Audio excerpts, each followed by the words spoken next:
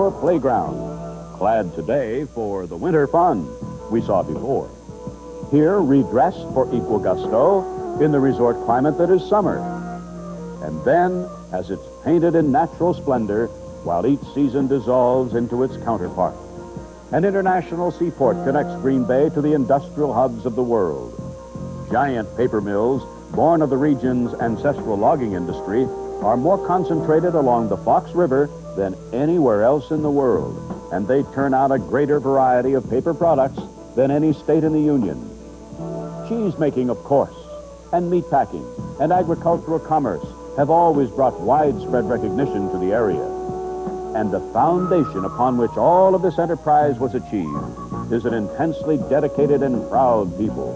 Generations descending from Irish, Belgian, Danish, Dutch, German, and Polish immigrants living in a city and adjoining townships titled after early French explorers and the Native Americans who met them. These people, past and present, are the source of the legend that has become Green Bay, Wisconsin. Their spirit built this Hall of Fame and is enshrined here with their gridiron heroes. But that spirit is enshrined far more poignantly in the story of how all this and a team called the Packers came to be. When the Packers were born, men named Rockney and Warner and Yost and Stagg were just beginning to make football a national collegiate spectacle. The professional version, though, was at best a poor relation. Then, on September 17th of 1920, the American Professional Football Association was created. The Packers joined a year later, and in 1922, it became the National Football League. And the history of the NFL is in many ways the history of what happened in Green Bay. It's a history that saw even the mightiest of teams in a constant struggle with solvency and often losing. Many colorful and storied names fell sadly into football obscurity.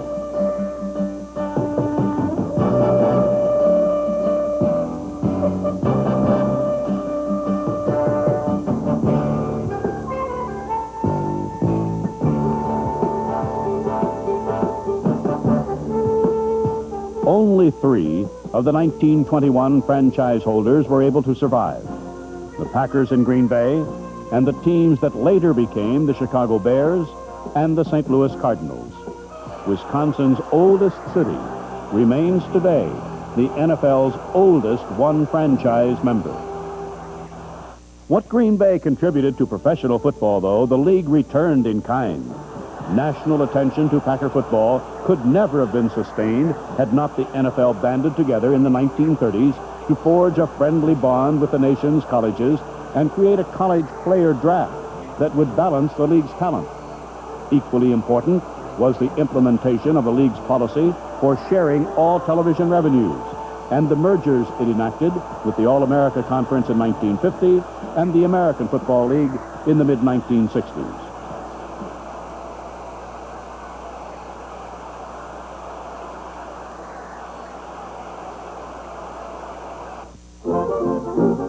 One of the forces that gave birth to the Packers in 1919 was common throughout towns in Wisconsin, Michigan, Illinois, Indiana, Pennsylvania, Ohio, and Upper New York. A growing fascination with gridiron teams carrying the banner of civic pride into Sunday afternoon shootouts called professional football.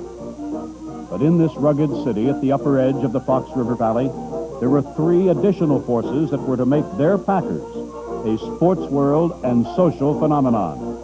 The first was an imaginative, enthusiastic young athlete named Earl Louis Lambeau. The second was a profanity-prone, cigar-chewing, tenacious sports editor of the Green Bay Press-Gazette, George Whitney Calhoun. The third force, and the most lasting, was a fiercely proud community that would dedicate itself everlastingly to the support of the valiant athletes who represented Green Bay. Curly, had played one season at Notre Dame. He made the varsity team at fullback under Newt Rockney his freshman year, which gives you some idea of his versatility, Badly infected tonsils interrupted his college education, just after that season closed. An ensuing $250 a month job back in his hometown of Green Bay made the education seem unnecessary. Then came the smells and breezes that signaled the arrival of the autumn of 1919. Said, I sure would like to play football, but I hate to quit my job. I'm making $250 a month, and he felt, of course, he told me one time he felt that was as much money as there was in the world, and he was, of course, only 19 years old. After a glory-filled 4 years as a triple-threat high school back and a season with the Fighting Irish, Lambeau found himself in an unexpected and depressing circumstance. It was a problem, though, that he was fortunately able to discuss with a highly influential confidant, the sports editor, whose friendship he'd earned during his high school career. This was George Whitney Calhoun of the Green Bay Press-Gazette, whose own career had been frustratingly abbreviated by juvenile arthritis. Calhoun said, well, why don't I just put a notice in the paper and ask for people to show up and to sign up for the football team and see what kind of response you get. In fact, Cal wrote a story in the paper and calling for a meeting of players that were interested, and he actually listed a number of the players, and intimated that they better report. Seeds were sown for the town team that would create Titletown, USA. On August 15, 1919, Cal wrote in the Press-Gazette, close to 25 pigskin chasers attended the conference last evening, and there was a great deal of enthusiasm displayed among the candidates. Indications point to having the greatest team in the history of football in Green Bay. And there's no doubt but that gridiron fans will see a great exhibition at Hagemeister Park this fall. Cal had provided the publicity and was elected team manager. Lambeau had his roster and the title of team captain. The only missing items, a name and uniforms, were to be forever linked in football legend. You had your own headgear, your own pants, your own shoes. You bought your shoes. And they were very different colored socks and different colored pants and different colored hip pads. You bought everything but your jerseys. But that's the way you played. Lambeau convinced his boss at the Indian Packing Company that donating the money to outfit the Green Bay squad would be good public relations. So in that first year, the team took to the playing field wearing new blue shirts and calling themselves, appropriately, the Packers. The Indian Packing Company itself was gone nearly before that season's end. The blue jerseys were later changed to green. But the name Packers would go on to become synonymous with professional football and to personify the word excellence in sporting competition. The first step toward that glorious future was taken here in that autumn of 1919. This complex was then a vacant lot called Hagemeister Park. With the gridiron etched in lime at its center, it was the Packers' home field for their first 3 seasons. During 1923 and 1924, while the old park was being transformed into today's East High School and the field that would become City Stadium, the team played their home games here. The old Hagemeister office building, after a number of remodelings, is still in use here today at what was, in 1923, the end of Main Street. Over there, a canopied baseball grandstand surrounded New Bellevue Park. Playing 2 seasons here, before a background that was the Hagemeister's Bellevue Products Building, the Packers regularly drew crowds of 4,000 and 5,000 fans, as well as complaints about the inadequate seating arrangements for viewing football and the fact that the location was on the edge of town. So the community added a new field and grandstands to the East High construction work. In 1925, the Packers were back near their original home, playing before constantly expanding grandstands on turf that was considered the league's finest playing surface for the next 20 years. This was Green Bay's City Stadium. Along with Milwaukee's State Fair Park and County Stadium, it was the home of the Packers until 1957. They carried on here the success born at Hagemeister and Bellevue Parks and went on to 3 world championships before fielding a team that lost more games than it won. And that year, 1933, stood by itself in the midst of Green Bay's first 29 years of Major League professional football. Lambeau moved from team captain to player coach, and after the 1929 season to coach and general manager.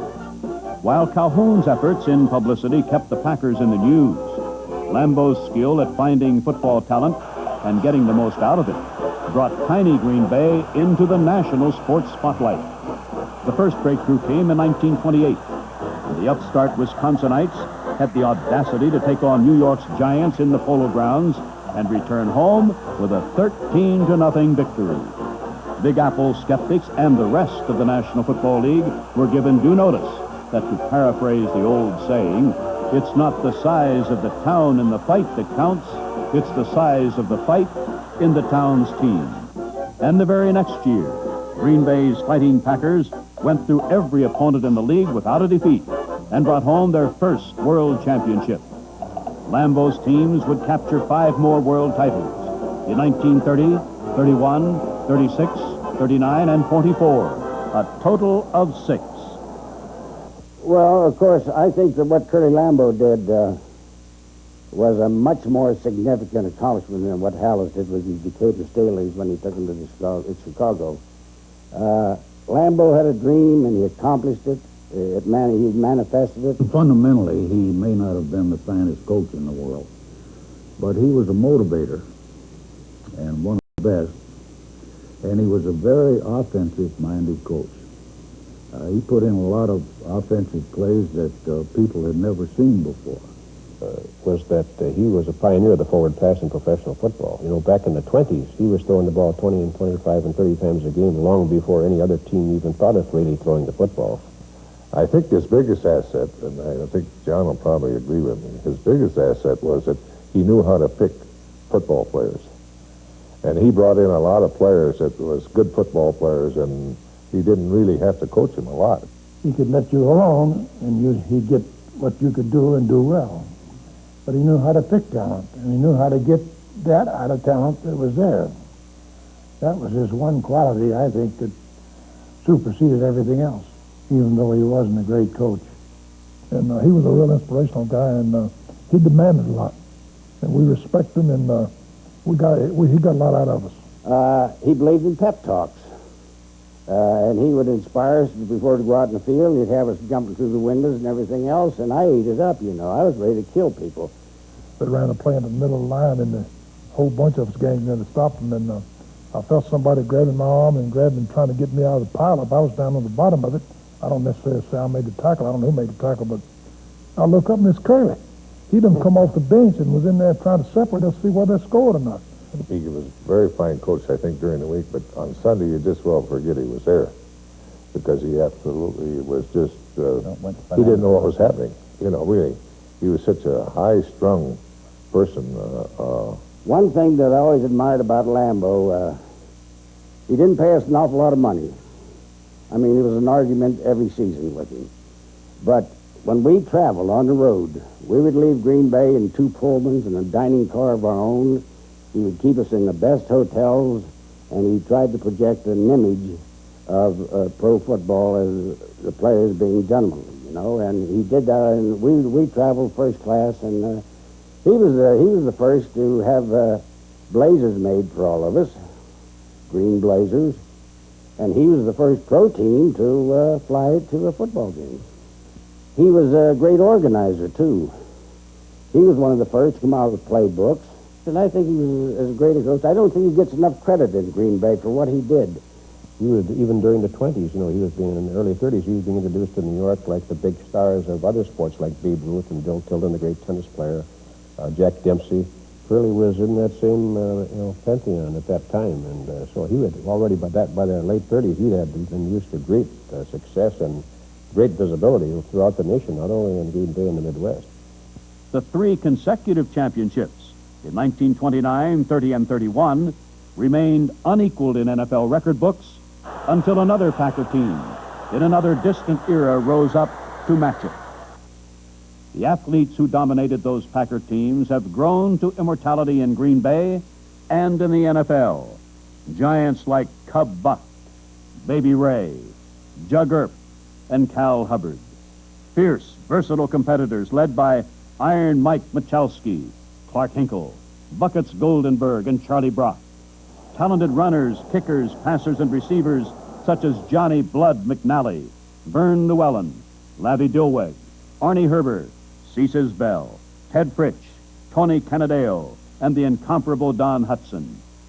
The tremendous impact that man had on Green Bay Packers and professional football. He was the one who, of course, pioneered pass patterns. He still ranks in the National Football League records as a top receiver of all time as far as touchdowns are scored. He had 99 touchdowns in 11 seasons, and no player since then. He's been retired now for 36 years, and no player has yet been able to match that performance. Don, the greatest offensive end that ever lived, bar none. Bar none. I don't know, right now Lofton might catch him, but I doubt it. Hudson was a great athlete also, as Lofton's a great athlete. But Hudson played defense. You know, a lot of people forget that. He not only played offense, but he had to go back and play defense.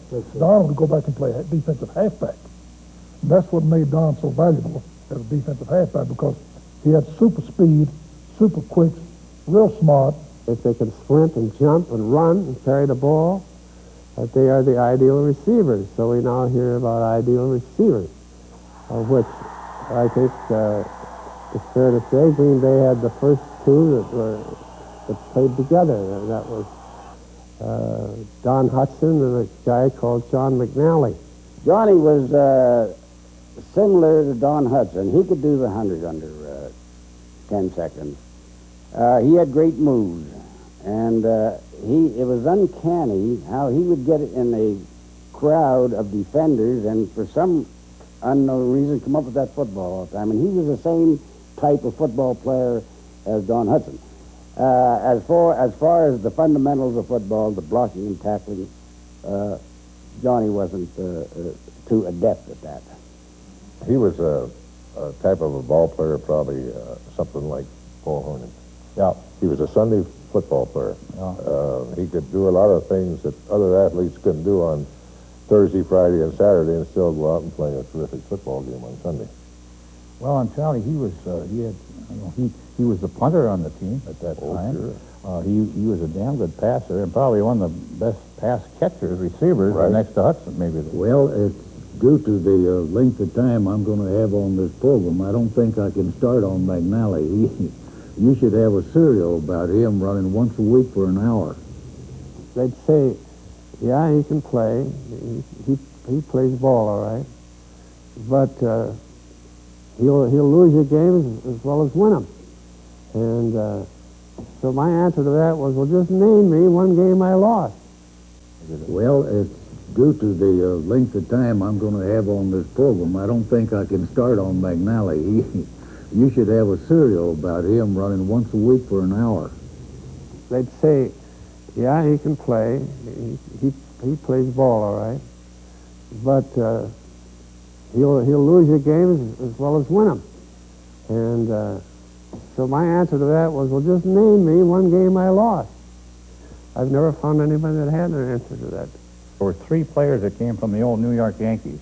Right. Cal Hubbard, Bo Melenda, Mike Machowski. and Mike Machowski. Mike Right. Machowski, yeah. Michalski had been a fullback, and he became a guard, and a magnificent one. If you were a football fan, you enjoyed it extremely, just watching him perform at guard. And he was one of the first. He was red dogging and blitzing back in 1933 and 34, so there's nothing new in football, really. And Mike was cagey. He was always thinking one play ahead. I think Clark Hinkle was one of the greatest fullbacks there is in football. It was between Nagurski and Hinkle, and every time they met, Hinkle got the best of them. The thing that we used to use to get Hink to play his best game was to remind him that Nagurski had been the all-pro fullback the year before. And he went out like a wild man. But in several years, he was the all-pro fullback. And when Nagurski played fullback and you were all-pro ahead of him, what else can you say? He was just a tough monkey. And he was willing to engage anybody in battle. And Clark was a tough guy. I think Clark was the best football player that ever was here. And that includes a lot of them. Well, Clark could back the line. He could carry the ball. He could block. He could punt. He could pass. He could kick off. He could go down on kickoff. And what the hell else can a man do? Buckets Goldenberg ought to be in the Pro Football Hall of Fame. I mean, if there was ever a guy that gave 300%, it was Buckets Goldenberg, and not only defensively but offensively. And he was a chip off the old block of Mike Machowski. And Great football play. One of the most fierce competitors I ever seen. I remember when I came to Green Bay, he had a little, we was going to play the Bears, I believe my first, second year here, and he had a little sprained knee. And I said, Buckets, are you going to be able to play against the Bears? He said, I may have to play out of a wheelbarrow, but I'm going to play. I inherited the name Bucket. My brother played high school football, and the coach always had to remind him to pull his fanny in. And he'd be yelling, pull in your buckets, Bucket. And so everybody called him Bucket. And when I started, I didn't look for the nickname. It was there. Buckets didn't come to the Packers as a guard. Came as a fullback. I never knew that. How about your memory, Andy, of Buckets as a player? Well, he was great. He was about 240, I guess, wasn't he, Tony? Yes. He was short, and he made a lot of tackles. A good offensive guard pulling out, and he had a great feud going with Danny Fortman of the Chicago Bears throughout the years. He was a great competitor. He's all football. I think Cecil Isbell was just a little bit ahead of his time. Now, I think Cecil Isbell could have been a great key formation quarterback because he had great knack of getting to the receiver and leading a receiver. And without the running, Cecil was never one that liked to run because of that shoulder injury he had in college. And I think he'd have been a great key formation He played with quarterback. a harness for quite a while. When he first came up. yeah, I played a couple years with Cease, and in my book, he ranks right alongside of Sid Luckman and Sammy Baugh. He had a nice soft pass. He was a pinpoint passer, and he could pass to the spot. And not only that, he was an adequate punter when you needed him. And being in that tailback again, he could run with the ball, but he was a beautiful passer. All right, now how about, let's go to Charlie Brock. Did you play with Charlie? Yes, I played with Charlie. Yeah, I played against him in college, and I played with him here in Green Bay. And Charlie was a great center, great defensive man. They used to call him the thief because he used to steal so many balls. And like Sonny said out there, he made 28 points in the season. That's pretty hard for a center. We were playing in Chicago, playing the Chicago Cardinals, and we had to win that game to get in the playoffs, in the championship. And we were getting beat. So I'm on the sidelines, and Lambeau called me off the bench, and he says, you go in there and get that ball, and he says, I don't care how you get it, you steal it, if you have to steal it. And, being coached under Lambeau, you did what he told you to do. As an offensive center, he never made a bad pass. I don't think you could find a better football player than Charlie Brock. Defensively and offensively. Arnie Herber, it was his second year. He's a local boy from Green Bay, and he stood about 5'11", weighed 205 pounds, and I was very much impressed with him my first year. And he's probably the most accurate long passer that ever played football. Yeah, in them days the ball was like a pumpkin, and they mostly used to palm it. But he used to throw him 70, 80 yards. He could throw a ball the length of the field. But the unique thing about Arnie, as far as I'm concerned, is he could take more punishment than any man I've ever seen and come up laughing. After we'd won the championship, we were out in California playing a few exhibition games. And they made this movie about the Green Bay Packers. And when we went out on the movie set one day, they had hung up a pane of glass 3 feet square on the goalpost. And they gave Herbert the ball at the 50-yard line and told him to throw it through the glass. Now, this was a Hollywood idea of accuracy in throwing the ball. Well, they thought he'd be there a week, and they'd just keep taking the shot until he hit one. He threw the first two right through the glass from 50 yards. Now, that's accuracy with football. Colorful, proud, skillful, unique individuals who gave to professional football a personality and spirit without which the sport would have died in obscurity.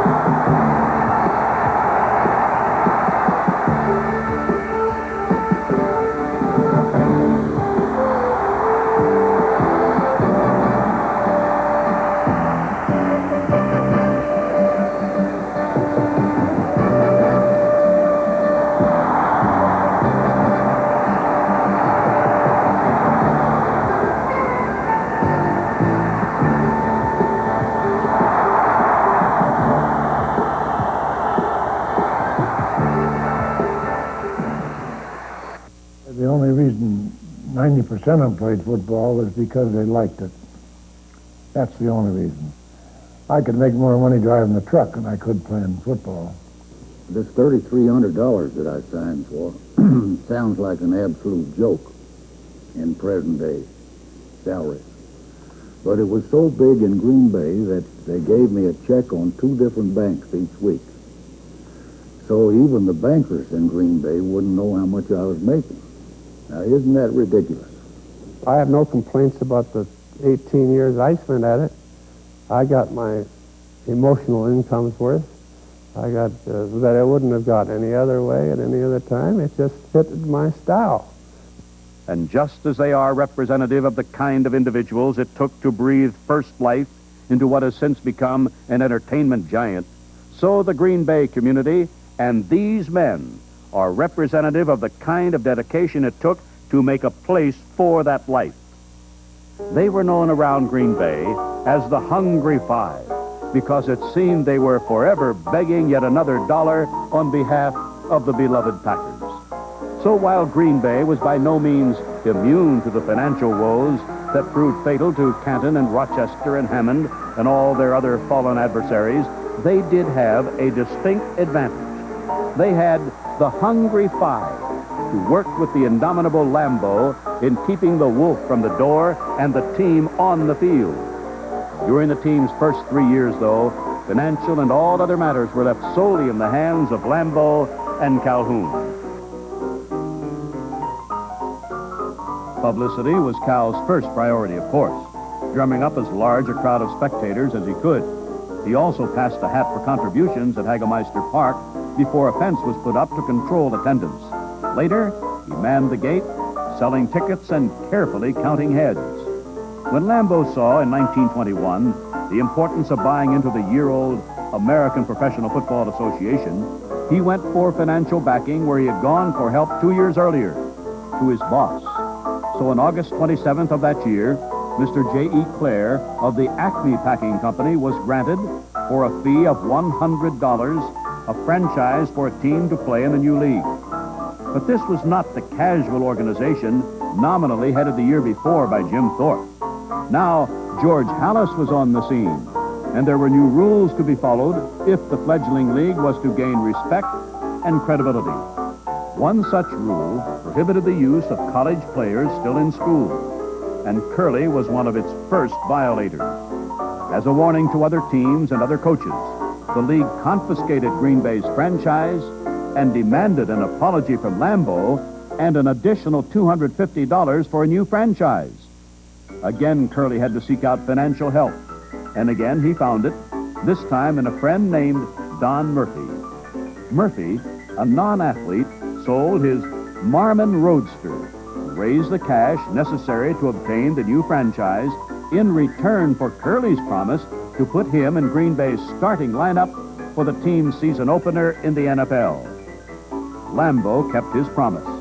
When the Packers kicked off to the Duluth Eskimos in 1922, 10 players went for the ball carrier, and one, Murphy, for the safety of the sideline.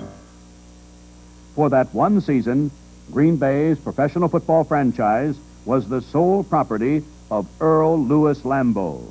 But the purchase of uniforms and franchises proved to be minor obstacles before that season came to a close. This was a major professional league the Packers were playing in now. The $16 per season Curly paid his players in 1919 was out of the question. Yearly, competitive salaries and visiting teams' profits had to be both attractive and guaranteed. The sums involved seem meager today. Even such sought-after stars as Cub Buck and Jug Earp earned no more than $100 a game. But to an organization that had no formal financial structure, such costs were astronomical. And at the end of the 1922 season, the Packers found themselves preparing for their final game with little hope of being able to pay the visiting Duluth Eskimos their guarantee. The kind of help Curly needed was beyond what bosses and buddies could lend. Calhoun's buoyant publicity efforts and his dogged attention to gate receipts were both annulled by a disastrous and costly rainout. But Cal had a boss too, Andrew Turnbull, business manager of the Press-Gazette. He heard Lambeau in Cal's office as the two discussed a plan to cancel the Eskimo game in order to avoid liability for the contracted payment. Knowing how devastating such a tactic would be to Green Bay's hopes of gaining respect as a professional football city, Turnbull advanced the team the necessary funds to pay off the Eskimos. He also promised to rally the Green Bay business community to the aid of the poverty-prone Packers. Turnbull and Calhoun thus began their tenure as the first two of the Hungry Five. The next summer, they were joined by the remaining complement, as well as by many other civic leaders, in forming a corporation still unprecedented in professional sports. To raise operating revenue, it sold stock to interested investors at the reasonable rate of $5 per share. But to be eligible, purchasers first had to buy at least 6 1923 Packer season tickets. What's more, it was non-profit stock that would never even pay back its original cost. And if the corporation were to disperse for any reason, all its assets would become the property of the American Legion. The only return stockholders could ever possibly realize would be in glory reflected from the gridiron exploits of the valiant athletes who represented Green Bay. In all, it was more a measure of community pride than a stock sale, and not surprisingly, the Hungry Five found all the investors they needed. Franchise ownership was thus passed to the brand new Green Bay Football Corporation. A 15-member board of directors was elected by the shareholders, and that board in turn elected an executive committee to manage the team's operations. That structure is still intact today. The new organization not only put the Packers back into action in 1923, it also gave Curly Lambeau the resources necessary to scout the country for the football talent that would lead them to national prominence. Even with their unparalleled success, though, the Packers were headed into the teeth of what was to become the Great Depression. It wasn't all that surprising then to find at the end of the 1934 season that events had once again brought the team to the brink of financial collapse. The corporation was forced into receivership. It needed cash, and it needed reorganization. This time, it was the Hungry Five's Lee Joannis who came to the rescue with a personal $6,000 loan. He then spearheaded a new fundraising drive through the formation and sale of stock in the Green Bay Packers Incorporated, a new organization, but one that carried over the original nonprofit provisions and simply restated the 1923 articles in expanded terms. That effort repaid the loan and once again created a solvent franchise. The next crisis came as the century was reaching its midpoint. Lambeau had always been a showman and always flamboyant. Curly had also always been nearly in complete control of Packer operations, even after the advent of the corporate structure. And during the 1940s, shareholders, board of directors, and executive committee notwithstanding, that flamboyance and that control led him and the team he had created into the first of what would grow into a painful series of difficult problems. $40,000 was allocated for the purchase of an elaborate training facility 15 miles north of Green Bay called Rockwood Lodge. It was impressive, to be sure. It also proved hopelessly impractical. It was a bad situation because there was no place to practice. The rocks kept coming up to us. And so I went to him. We all had to eat breakfast together. We had to stay together and everything else out there. I said, Curly, if we don't get off of this field out here, we're going to have some football players that are not going to be able to even run anymore. And a lot of the ball players couldn't find places to live, and they had places out there where they could stay, and they lived there, actually, right at the camp. And the only bad part about Rockwood Lodge is they had to haul dirt in there and make a new playing field, because it really was built on a rock. He says, this field here isn't right, we're going into town, you know. That's just the way it was. And we started into town. So now we're commuting to practice from Rockwood Lodge every day. A lot of people said Lambeau burned it down, but he wasn't in town. Later, he hired a full-time publicist out of Chicago to replace his old and faithful ally, George Calhoun. Cal learned of his dismissal by reading it off the Press-Gazette teletype. Dismayed and deeply hurt, the patriarch of the Hungry Five became its first defector. Then came the post-war years and the emergence of the new and well-financed All-America Conference. The creation of new teams made talent scarce and very expensive. At the same time, Don Hudson, Charlie Brock, Buckets Goldenberg, and Baby Ray were bringing their careers to a close. In 1948, the Packers suffered the second losing season in their history, the first since 1933. 1949 was even worse. Gate receipts began to dwindle. So did cash reserves. The Packers were once again head-to-head with financial adversity.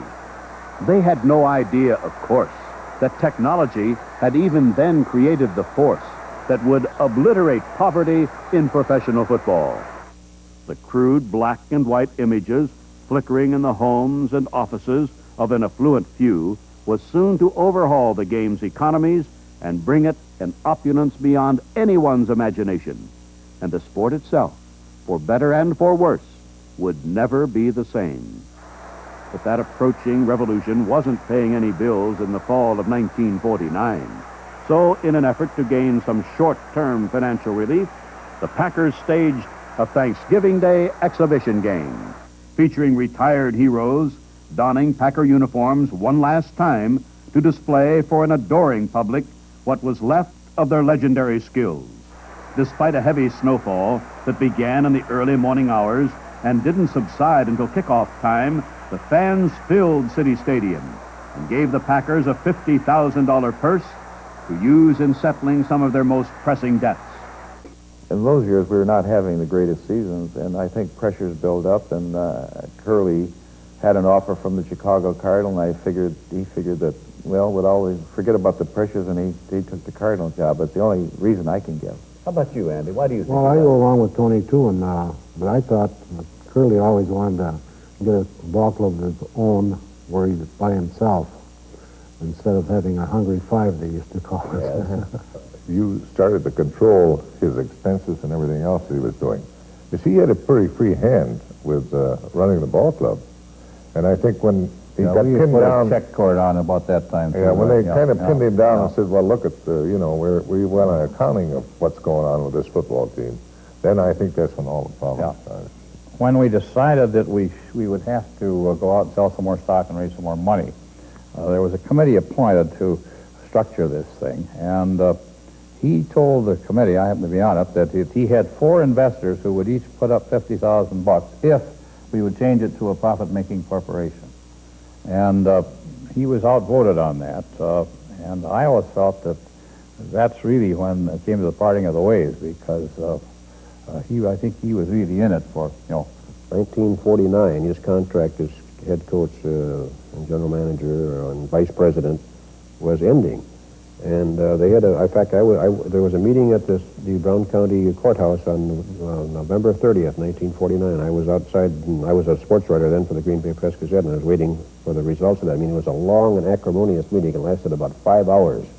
And at the conclusion of the meeting, however, Curly Mosley was offered a new 2-year contract. But the kicker there was, or the catch I should say, was that he was never physically proffered that contract. And he subsequently went to the National Football League annual meetings in Philadelphia without a contract. And he came home as head coach and vice president of the Chicago Cardinals. And then left there and joined the Washington Redskins as head coach, and was there, I think, 2 years.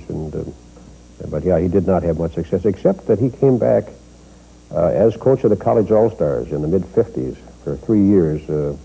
And the first game in that series, he upset the Cleveland Browns 30-27, and of course that was really Curly's last hurrah. And a carryover from that, Charlie, was we made up our mind at that time, and it still is I think the philosophy of the officials, that we would never again make the coach an officer of the club, and give him as much power as Curly had at that point. The dawn of 1950 then found the Packers with no coach and far too many debts they had no way of paying. Once again to the rescue came Hungry Five hero Lee Joannis. He recruited quarterback Gene Ronzani to replace the departed Lambeau. Next, he accepted chairmanship of yet another stock sale committee. It was the same job he had done so brilliantly in the Depression slump of 1935. Under his leadership, the drive netted $125,000 from the sale of newly created shares, enough not only to settle all the corporation's debts, but also to create $50,000 in capital reserves and launch the Packers into the new decade under a halo of rejuvenated optimism. But it turned out to be a dismal decade, the poorest showing in the team's proud history. Coaches Ron Zanni, Lyle Blackburn, and Scooter McLean could combine to win only 32 games while losing 74 and tying 2. A sprinkling of star players like Tony Canadeo, Tobin Rote, Babe Pirelli, Billy Houghton, Gary Knappel, Dave Hanner, Jim Ringo, Forrest Gregg, and Max McGee could lend luster to the Packers' struggle, but few victories. Ironically, though, it was the same decade that would encompass 2 of the team's greatest milestones. The first came to fruition on September 29th of 1957, as visiting celebrities, a parade of floats and marching bands through downtown, and a justifiably proud citizenry joined in celebrating the dedication of a new $1 million stadium.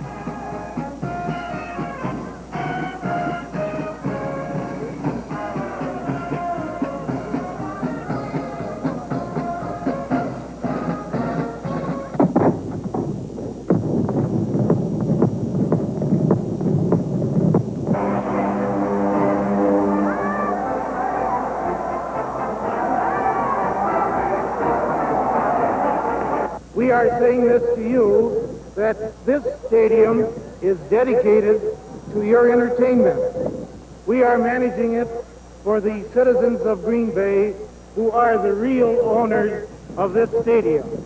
It was a day that had a poetically perfect ending as the Packers defeated their age-old arch rivals, the Chicago Bears, 21-17. It's almost unbelievable. I go back, maybe 10 years when a very famous sports writer in this country said that the Packers couldn't withstand it financially. And I said at that time that, in my opinion, there wouldn't be any professional football without the Packers and their tradition in Green Bay. And people of Green Bay certainly should be proud of what they've done, and the people in the National League and pro football are deeply appreciative of their wonderful spirit and what they've done for pro football. The Packers' new home, built with financing the voters of Green Bay raised through a bond issue that passed by a 2-to-1 margin, was, like the Packer Corporation, born out of necessity. Old City Stadium seating capacity had grown from 6,000 in 1925 to 25,000 in the mid-50s, and the playing field itself maintained its reputation as one of the nation's finest. But the crude grandstands, the small East-High locker room that served as common dressing quarters for both teams, the cubbyhole press box, and the absence of modern restroom accommodations rendered the proud old complex unacceptable as a playing site for teams in the National Football League. When he heard of the plans for a new city stadium, Andy Turnbull of the old Hungry Five wired a warning from his California retirement home. A stadium seating 32,500 fans would bankrupt the Packers, he said. It would simply be impossible to draw sellout crowds that large on a season ticket basis. But Andy couldn't have been expected to know what would come from the second milestone of the 1950s. It crystallized on Monday, February 2nd, 1959, with the arrival of a little-known gentleman from the East Coast who was to take over as a new Packer head coach and general manager. His name, of course, was Vincent Thomas Lombardi, and he brought with him a near mystic power.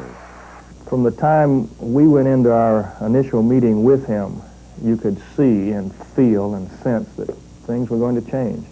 I was extremely impressed with his organization, the way he presented himself and what we were going to be doing as a team and from a philosophy standpoint. They called another meeting of the board. I remember it was at the old Northland Hotel down there in that cafeteria. And he stood up and he said, "I want you to know that I'm in charge here." Nobody talked back in. He could sure put Hornig and Taylor in their place, especially Hornig and Dowler and that group. He had a great group of players, but he got the most out of them. By only his third season, he had transformed into world champions, a team that hadn't produced a winning record in 11 long years. The glory that pervaded Packer football for its first quarter century was back. Now, though, it wasn't just a town game or a state game to be afforded prominence only on the local sports pages and among other league members. Now, it was a national media event, scrutinized by millions through the omnipresent eyes of television. As Sunday followed Sunday under Lombardi's forceful guidance, and television audiences from coast to coast looked on, new Packer legends burst into national prominence. Starr, Nitschke, Hornick, Taylor, McGee, Dowler, Ringo, Skoransky, Gregg, Kramer, Hanner, Davis, Anderson, Wood, Dale, Adderley, Chandler, Thurston, another Kramer, Grabowski, Curry, Jordan, Kostelnik, Bowman, Robinson, Jeter, Caffey, Fleming, and on and on and on. But the most enduring legend of all was Lombardi himself. In his 9 years at the Packer helm, he won 6 division titles, 5 world championships, and the first 2 Super Bowls. His 3 consecutive world titles in 1965, 66, and 67 was a feat that had been accomplished only once before in NFL history by the Packers of 1929, 30, and 31. Volumes have been written about how he did what he did. The men who played under him, though, were eyewitnesses to every technique, every habit, every action, and every achievement. Yeah, I always use the word and describe him. He was an orchestrator. He took the various components of that thing and put it together. But, you know, he knew just which guys needed a kick in the pants, and he knew which guys needed a pat on the shoulder and when they needed it. That's a very special talent. I've seen in the early 60s is when a lot of first draft choices went through the Green Bay system and out the Green Bay system because they didn't fit what he needed and how he needed to motivate his people and weld them into a unit. He was coming into a situation where we had accumulated a number of quality players. He brought in some, Willie Davis, Henry Jordan, people like that. But I think the biggest thing that we lacked at that time was a tightly knit, well-disciplined, thoroughly organized organization and an approach to winning. And he showed us where we were falling short from winning. And so the combination of the two went very well at that time. He was a great analyzer of what was happening. He had a great program for putting together with the various groups. In our case, the offensive linemen, the offensive backs, and receivers, putting together at halftime exactly what was happening and to be able to analyze it and come back in a 10-minute period with maybe a new game plan or a change that would make us even more effective. If you're not concerned enough with the details and the fundamentals and the techniques that are so much a part of this game, you cannot win and you won't win. And so he was able to sell the need to be very sound fundamentally. And it was fun learning it, you might say, from ground zero. And that's basically what we did. And we did that every training camp, by the way. We started over every year from ground zero. Extremely tough. I don't know if it was his philosophy or not, but it seemed that he wanted us to practice like, and I don't know if this is what it was. He wanted us to practice like, start practice like it was the fourth quarter of a football game, and you were absolutely exhausted. And he went through those calisthenics so that in the 15 or 20 minutes that we had in them, that you were totally exhausted, and then you had to get up from there and put that hour and a half of practice in so that you knew what your body can do and you knew what your mind would do and that it wouldn't give up in this critical instance in a football game. And practices were difficult, and they were fairly long too. He showed them up toward the end of the year, but and even though they were organized in time to be that way, they were good, hard, long workouts, and they got it done though. And I think when you're winning, you can accept anything, and we were winning. With Lombardi's success, City Stadium, now Lambeau Field, mushroomed from the original 32,500 seats of 1957 to its current constantly filled capacity of over 56,000. Every seat in Milwaukee's County Stadium, the Packers' southern home field, has been sold out since 1961. And thousands of hopeful season ticket buyers throughout Wisconsin are standing by impatiently on a slowly changing waiting list.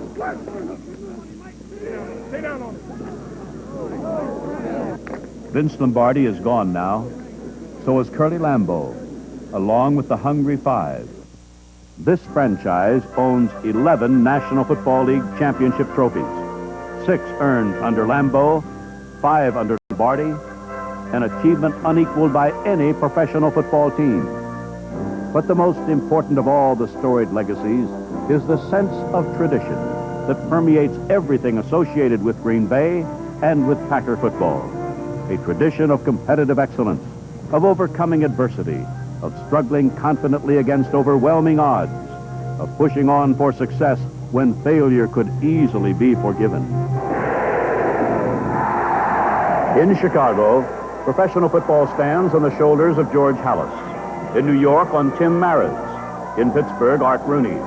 In Philadelphia, Burt Bell's. In Washington, George Marshall's. In Green Bay, many feel on Lambeau's and Lombardi's. All were great individuals who brought integrity, credibility, and worldwide stature to a sport that began as a renegade back alley entertainment.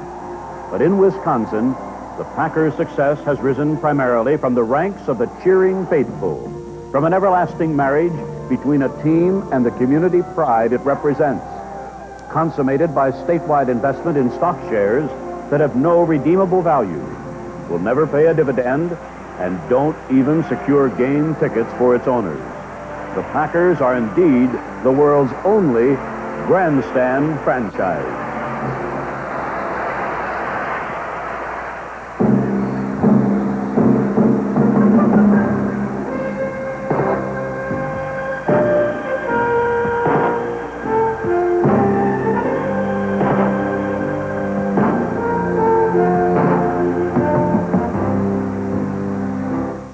Wow, it's almost breathtaking. Hearing Ray Scott again, mentioning the names, Kostelnik, and all these people. Boy, this really brings back memories. You know, each of these programs, or this program such as this, cost a lot of money to produce, and they take time to produce. This was done by Larry Long at UW Green Bay for Wisconsin Public Television back in 1984. A wonderful program. We like to bring you programs like this. And if you appreciate programs like this, call, voice your appreciation, call and pledge. Call the 800 number that's on your screen right now. And there's some wonderful thank you gifts that we've been mentioning all night. Get any one of these 3 for $80.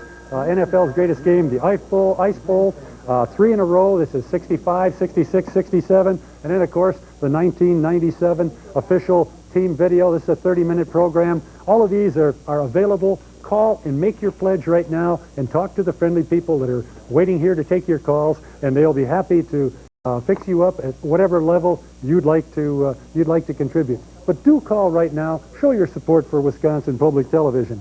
I'd like to mention also, Fran, thank you for your call that we got a few minutes from you a few minutes ago. Wonderful programming like this found only on Wisconsin Public Television. Phones are a little quiet right now, but go to the phone, make that call, show your support for programming like this.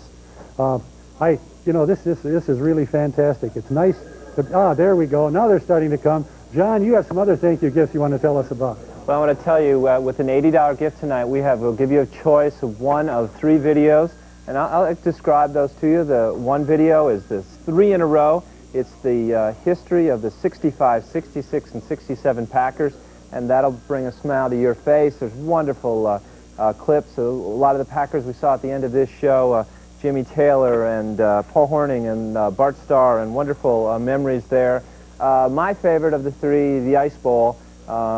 What more do I need to say, except if you haven't seen it, it's every play in the Ice Bowl, recreated by Ray Scott. It's wonderful to hear his voice. I think a video with Ray Scott is probably enough. You could just listen to him talk about football. Brings back the memories.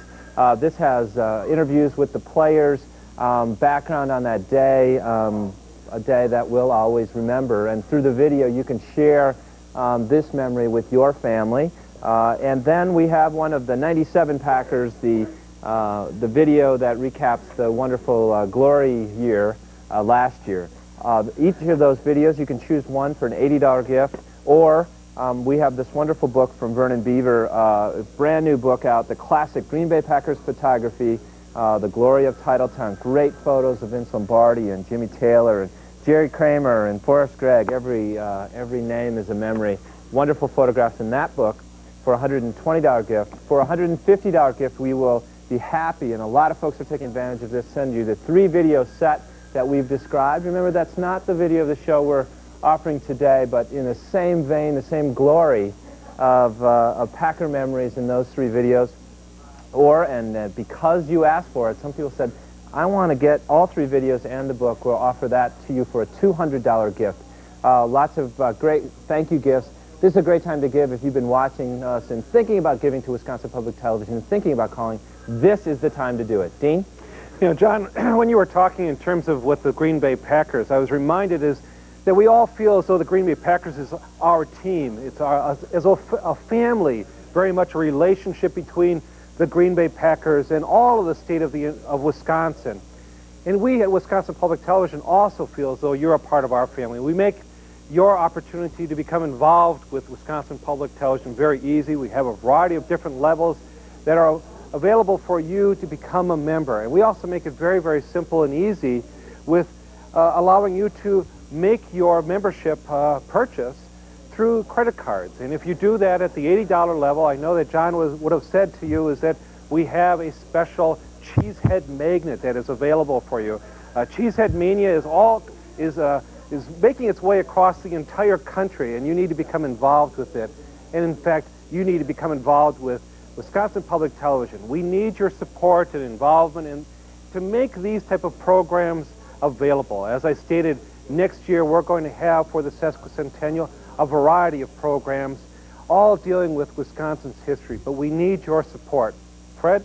Okay, and thanks, Dean. And we'd like to thank Fullmation. Fullmation has made these wedges possible, and we use these for anyone who pledges at $80 and above and uses credit cards. So Fullmation, thank you very much. You know, it takes partners to put something like this together. I'd like to thank Aid Association for Lutherans and Kellogg Bank, Associated Banks. They were initial funders of this back in 1984.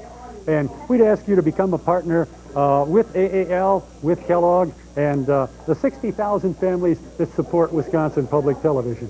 If you've called and you've pledged support to Wisconsin Public Television, thank you very much. If you haven't, go to the phone and make that call. I know we cover virtually the entire state of Wisconsin. There are Packer fans throughout. We have a lot of activity on the phones. If you'd like to call in and get one of the thank you gifts, if the phone line happens to be busy, try again. But anyway, do become a member of Wisconsin Public Television. Remember, you are the public in public television. And if you're one of those 60,000 families throughout the state that are supporting us, wonderful. If you aren't, if you're on the sidelines watching, you know what it's like to be on the sidelines and not a part of the game and something like that.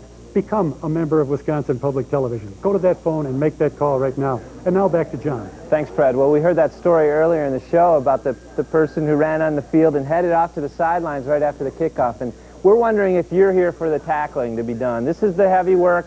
Public television is wonderful, but this is the time we get the important work done. And folks in Wisconsin understand that, just as folks have supported the Packers through the years, just supported Wisconsin Public Television as well. And every phone call is one of those people who are there for the tackling today. Remember, we have these special incentives when you call right now. With an $80 gift, we have a choice of the 3 videos. You can talk to the volunteer about what they are specifically and make sure you get the one you'd like with an $80 gift. With the $120 gift, we have this wonderful book from Vernon Beaver.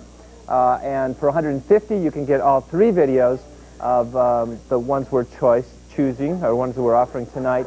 And a special level, because you asked for it, we hadn't quite thought of it before that, but people called and said, how can I get the book and the videos?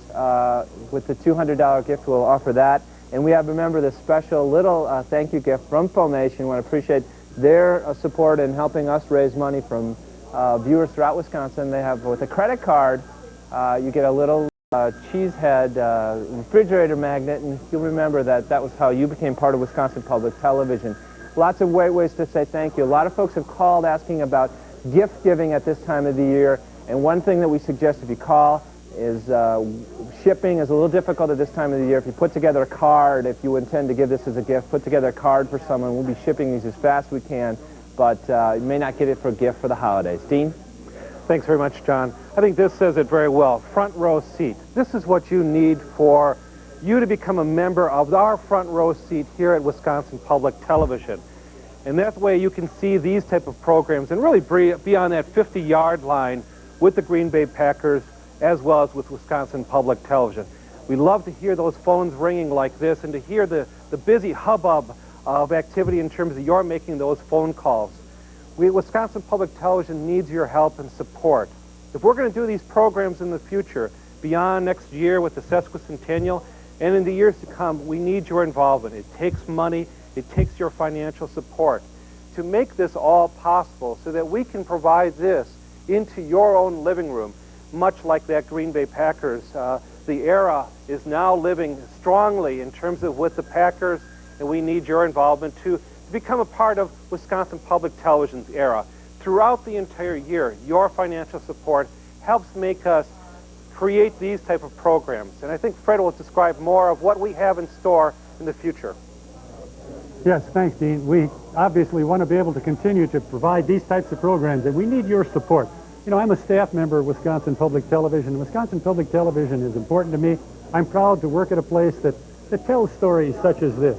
You know, history, the history of the Packers, and about our home. This was a fantastic program. I remember working back in 1983-84 with Larry Long as this was being developed. We were looking for support, people like Bob Gallagher in Green Bay, and Kellogg, and Larry Kath in Appleton, and Aid Association for Lutherans, working with Larry, and Larry did just a wonderful job of putting this together, of researching the program. It's very authentic, and we hope that you really enjoyed it.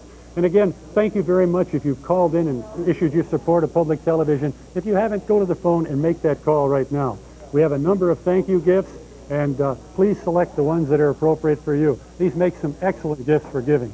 If you're a Packer fan, believe me, boy, those 3 tapes are great. I know it's $150, but the 3 programs are great. I know I went to many of the games in 65, 66, 67, the glory years. These are nice to have, and as I looked at them a little bit ago, they're really fantastic. And now John is up in the phone booth, up in the phone booth. John? I'm just reading the book. There's wonderful photographs. I can't show you. You're too far away, isn't that? That's Jim Grabowski, of course. You recognize like that. Every photo that you see, let me find a nice photo. It's my favorite, and I was on the phone a few days ago talking about this guy with Vernon Beaver, who did the show. Let's see if we can get a shot of that. You know who that is. I don't need to tell you. We're watching clips of some of the videos we're offering today, and it's wonderful, wonderful memories. Every photo in this book is going to bring up a memory for you, just as these videos. My favorite of the videos is the Ice Bowl, because I remember watching that game, one of the very early games for me watching. I remember where I was. I remember being with my family. I remember my dad was at the game. What a wonderful day that was when it was all over. It was cold that day. I remember that. This is one of the things that we try to do at Wisconsin Public Television, is tell the stories that are important to you, tell the history that's important to you, your history, your life. The Packers are part of our life. It's more than we're just fans of it. We own the Packers, just as you own Wisconsin Public Television, and people are expressing that ownership right now with your call. If you've been meaning to give, you may have to do a little extra work because we're very busy tonight, but this is a great time to call 1-800-236-3636. Lots of great thank you gifts, and we appreciate everybody called. I thank Dwayne from Chippewa Falls. We've had a lot of calls from Green Bay and all over Wisconsin tonight. Fred? Okay, John, thank you. And we do have some wonderful thank you gifts. Go to the phone, make the call, and select the gifts that you want. You know, membership matters really to us, and it's never too late. Won't you join, even consider at the $35 level. Take a look at what level is comfortable for you, and show your support for Wisconsin Public Television. Vote with your gift to Wisconsin Public Television. I'd like to mention some of the people that have called in. We'd like to thank them. William from Sussex, $120, thank you. Luella from Appleton, $150, thank you. William from Green Bay, $200. Fran, we mentioned $80. David, $200 from Marshfield, all over the state. Eau Claire, Wisconsin, $150. Terry, thank you very much.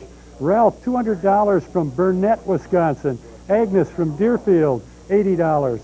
James, $150. These people, Jean, Eau Claire, $150. Robert, $200 from Oshkosh, all over the state. Dan, thank you very much from Chautauqua.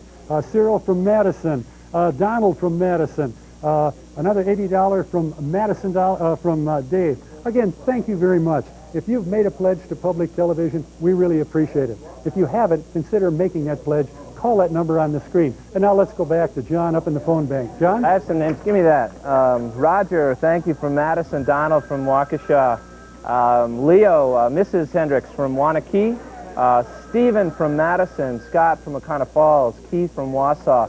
Jordan from Madison. James from Kendall, Wisconsin. Folks calling from out throughout Wisconsin. In fact, even someone called from Michigan today, and even someone called from Minnesota, and they said, I'm a Packer fan, and I'm loving this show. They called to renew their membership. We appreciate that. 1-800-236-3636 is the way you do it. We have lots of great thank you gifts. If you haven't figured that out yet, let me remind you. We have one video for an $80 gift.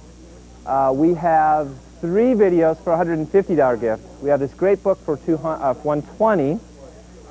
And for $200, if I can remember, for $200 we have all 3 videos and the book, Vernon Beaver's book of The Glory of Telethon, which you've maybe seen, read articles about in the paper. Lots of great. The first, there's a wonderful photograph of Vernon Beaver right at the beginning of the book. Great stuff, wonderful interviews with all the great players. I mean, every page is a memory. Well, remember Marv Fleming, every page, Boyd Dowler, Carol Dale, they're all in the videos and they're all in this book. Great memento for you. Dean? You know, as I watched that program, I just felt as though you were a part of the Green Bay Packer team. We need you to become a part of the Wisconsin Public Television team. It's not too late to call at all and to really voice your support for, indeed, the Packers and Wisconsin Public Television. It's our team. And truly, I think, John, it's America's team. I think we demonstrated that last year as we went on and won that Super Bowl. And I think that all of us believe is that, you know, they're only on the verge of much more, with the Packers going on to the next Super Bowl only a few weeks away. But we need your support to make all of these programs possible.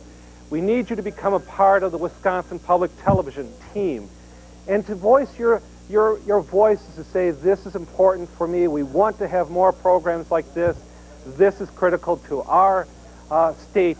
And John, I'd like to close out with you in terms of talking about the value of Wisconsin Public Television. Or Fred, I'm sorry. Okay, thanks, Dean. Yes, you know, it's really interesting. You take a look at Lambeau. He was quite an interesting individual. Lombardi was also. I think really Holmgren is a pretty unique individual. And isn't it something what these coaches have each brought to the Packers? And of course, you people have been very supportive of us. The fans have been supportive of the Green Bay Packers. We appreciate the support that you're showing tonight, not only for the Packers, but for Wisconsin Public Television. This program had not been aired in probably 10 or 12 years, and we had to get the rights to re-air this program tonight. It's rather expensive, but obviously, based upon the calls that we've had, they've been overwhelming. We know you appreciate it. I know I saw this program, was a part of it many years ago when it was produced. And Larry Long just did a wonderful job at Green Bay putting this together, getting some of the unique footage. John mentioned some of them, the one with Arnie Herber throwing the ball through the pane of glass. Of course, I like Murphy, too, on the one man out. We hope you're not that one man out. We hope you're one of the 10 that's supporting Wisconsin Public Television. A lot of great anecdotes in this program. We know you've enjoyed it. Many of you have called. If you haven't called, go to the phone and make that call right now. This is one of your last chances to support the Green Bay Packers, the Grandstand franchise. John, I believe you're going to wrap this up. Well, I hope folks will get to the phone right now. Can you imagine, you know, that one man, you could be, on a night like this, you could be the one person who didn't call. 1-800-236-36. Tomorrow, folks are going to be talking about this show. They're going to be saying, of course, I called, I took advantage of the videos and stuff. You didn't call. Well, so make up for that right now. 1-800-236-3636. Remember, our basic membership is $35. That'll entitle you to our program guide. And so that's a level. If we've been talking about levels that are a little high, you know, a lot of folks are contributing at $200 to get all the videos and the book and the Foamation, the gift from Foamation, our little cheese head refrigerator magnet. It's got a magnet on the back there. That's how that works. That's available if you charge a $200 gift, all those things are available. But if you give $35, you can become a member of Wisconsin Public Television. And then tomorrow you can say, yeah, and I called too. Wisconsin Public Television is great. We want to, before we leave, if Fred didn't say, I want to especially note Larry Long, who put this program together. Because when you invest in Wisconsin Public Television, you invest in people who tell the stories. And we have some wonderful people here who work hard, just as the Packers are known for doing it right and doing it first class. This is one of those programs that's done right, done in a first class way. We'd like you to become a part of it. You can still call and support that.